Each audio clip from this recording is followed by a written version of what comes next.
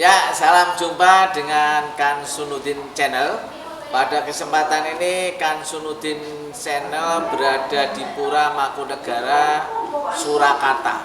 Dan ini saya bisa bertemu seseorang yang sangat istimewa, yaitu beliau ini adalah Sentono Pura Mangkunegara. Mengenai siapa namanya dan bagaimana, monggo Pak Agung panjenengan mengenalkan kepada pemirsa Kan Sunudin Channel. Monggo Pak Agung. Terima kasih untuk khusus Kan Sunudin Channel. Jadi saya Agung, saya sebagai abdi dalam yang mengabdi pada institusi bagian pariwisata Pura Mangkunegara. Jadi di sini saya mengabdi sebagai tim atau sebagai petugas yang ada di bidang pariwisata, karena di Mangkunegara ada bidang-bidang yang membidangi, ya, diantaranya urusan silsilah nanti diurus oleh bagian bidang namanya Wedono Satrio. Terus urusan sekretariat namanya Mondropuro. Mondropuro, ya? Mondropuro.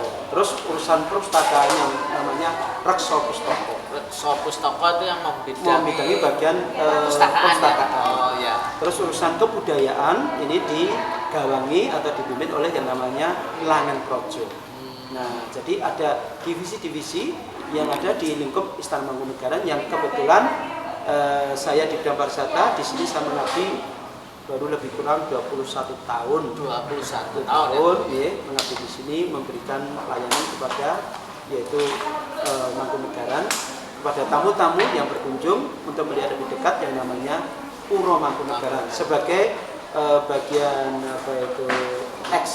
sejarah dari Mataram Islam setelah perjanjian Giyanti yang ada di Solo Buto. Jadi pembagian Giyanti itu kan ada dua, zamannya Giyanti perjanjian antara Kasunanan dan Pangeran Mangkubumi, yang nanti kalau Mataram Islam itu dibagi Kasunanan dan Yogyakarta. Itu antara Pakubuwono dan Mangkubumi. Sementara adanya Mangkunegara ini perjanjian jilid dua, yaitu antara Kasunanan dengan Mangkunegara yang ada di Solo Buto. Ini Pak Agung selama 21 tahun ya mengabdi di Pura Mangkunegara ini, suka dukanya apa nih Pak? Yang pasti saya suka karena bisa berinteraksi dengan masyarakat.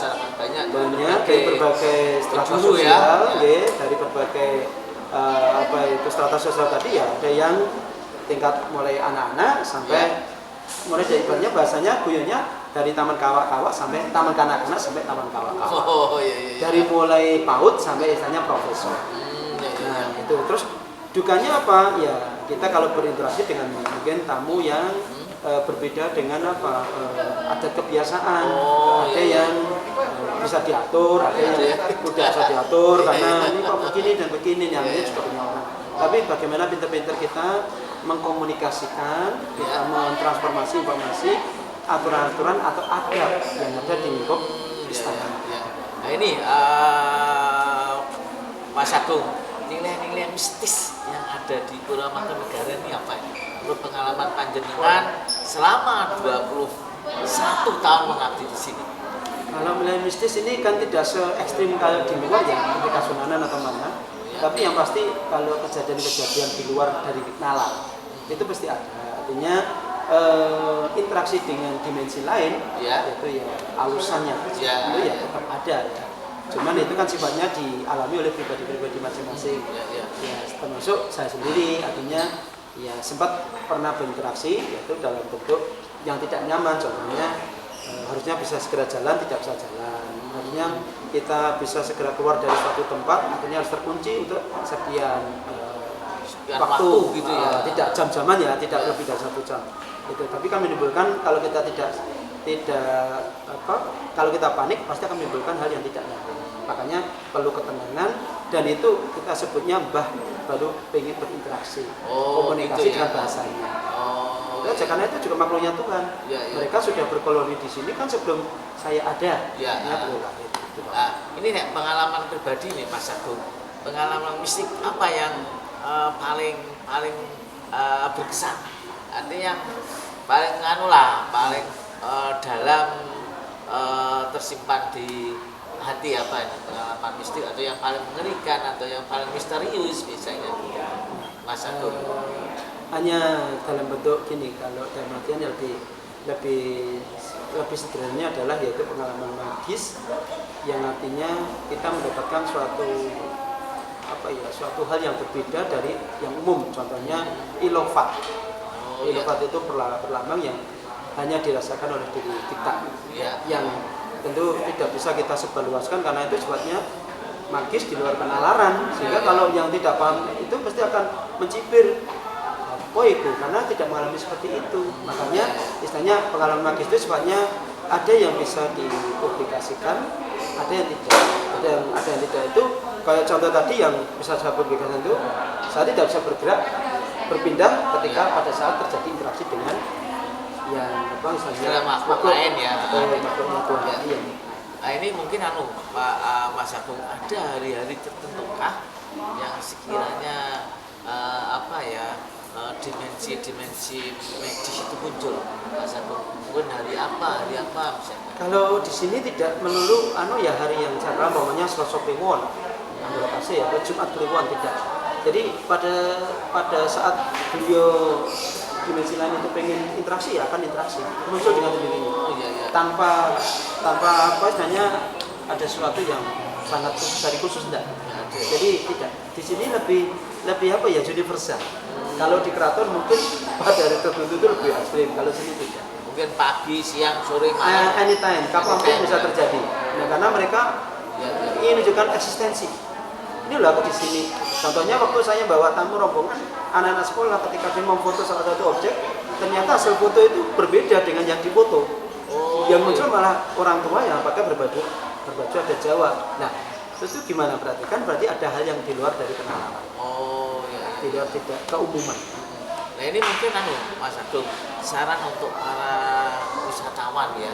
Ini apa yang kalau masuk ke Pura Mangkunagaran harus gimana, etikanya dan sebagainya.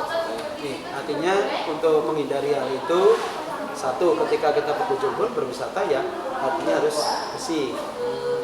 Artinya jangan kosong. Pikirannya yang happy, yang seneng, terus juga jangan melanggar norma-norma atau adat, sehingga agar tidak terjadi benturan yang tidak kita kendaki dari sisi dimensi di luar kultural. Di luar dimensi kita lah ya berarti. Ini Mas Agung, misalnya kalau menjelang Jumenengan ya di Pura Mangkunagaran ini, aspek-aspek apa yang menurut Mas Agung itu yang ada unsur-unsur mistisnya? Kalau untuk pas nonton Jumenengan otomatis bagi tim atau orang yang bertugas seperti penari, mereka harus melakukan satu ritus puasa, harus mendatangi kayak tempat makam-makam leluhur agar beliau juga diketahui niat dan tujuan kita, karena mereka ini Mangkunagaran di makam-makam tertentu yang makamnya beliau yang sudah sumare kan, walaupun secara hakikat mereka sudah mati, sudah meninggal, tetapi kan dalam bentuk dimensi lain mereka masih hidup. Atma atau sukma mereka masih ada. Kalau wujud fisik ini kan kembali kepada anasir atau elemen yang membentuk. Dari tanah kembali tanah, dari api kembali api, angin kembali angin, ya toh? Terus air kembali ke air. Tapi sukma kan bisa saja.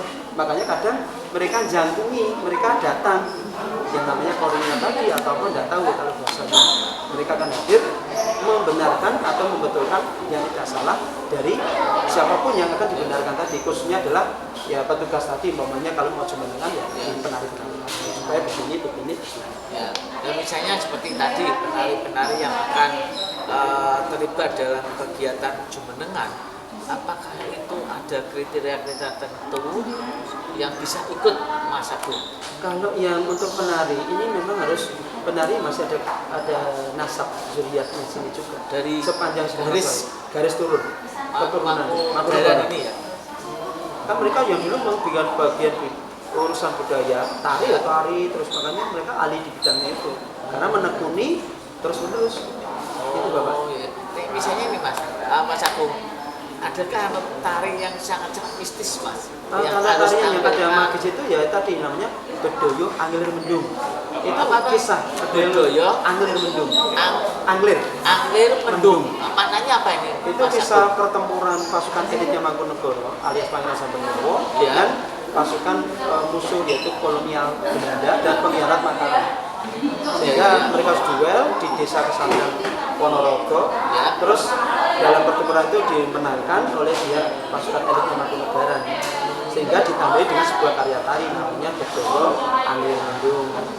Mistisnya di mana? Mistisnya ya ini, walaupun umpamanya gini, pasukannya kan cuma 300, belum tentu yang ikut serta dalam duel di sana ada pasukan yang di luar itu juga, tanpa pengetahuan si musuh. Ini ewangi-ewangi, entah halusan yang di sana karena mereka karena mungkin faktor suka dan tidak suka tadi yang akhirnya ingin menyatu. Bahkan yang namanya duel pun akan berinteraksi, membantu. Seperti ini contoh dalam ketika pasukan Islam kalah, maka kan Allah turunkan dengan pasukan yang lain itu yang tidak kelihatan. Jadi ada kekuatan di luar di situ ya. Yang Tuhan turunkan dengan caranya. Sama seperti itu. Logikanya kalau pasukannya 300, mamanya tidak mempunyai ahli keahlian khusus, mana bisa jadi. Makanya konsep pertempurannya Mangkunegara yang namanya Jejemblungan Dedemitan itu kan yang menjadi lagi Mas, apa namanya? Jejemblungan Dedemitan itu pola pola gerak pasukan elitnya tempur di Batu Mangkunegara itu Mas Sambanglawa pasukan itu dengan musuhnya tadi, sehingga bagaimana agar agar dalam pertempuran keadaan terpepet pun bisa lolos. Gitu. Maka diadopsilah oleh TNI yang sekarang mungkin ada namanya Kopassus, ada Bultor. Jadi supaya pasukan khusus sana ya. Pasukan yang bergerak senyap tapi mematikan. Tanpa diketahui oleh musuh, tahu musuh sudah tidak berdaya. Jejemblungan Dedemitan itu. Yang tidak bisa diprediksi. Ih, gila maunya gitu. Makanya terciptalah sebuah karya-karya tari tadi. Ketika musuh pasukan elitnya Mangkunegara dengan Kapten Van der Poel sampai penggal kepalanya di selatan hutan jati Setokepyak Rembang, maka ditandai dengan karya tari namanya Bedoyo Diwodometo, gajah yang mengamuk. Hanya 7 aja dilambangkan itu, pasukannya sedikit tapi solid dan kekuatannya luar biasa, daya tempurnya Baik Mas Agung, terima kasih sekali, ini sangat mengasihkan kalau bicara dengan Mas Agung ini. Beliau ini kalau menghandle wisatawan ini yang dihandle selalu kerasan dan diajak pikir yang mistis, yang milenial, zaman-zaman beliau ini kombinasi. Enak sekali nih kalau baik Mas Agung, karena waktu ya. Insya Allah kita akan ketemu lagi Mas Agung. Saya minta Mas Agung bersama dengan saya tetap di Kansunuddin Channel. 1, 2, 3 tetap di Kansunuddin Channel. Terima kasih, sampai jumpa di topik bahasan yang lain ya. Terima kasih Mas Agung ya. Terima kasih Bapak.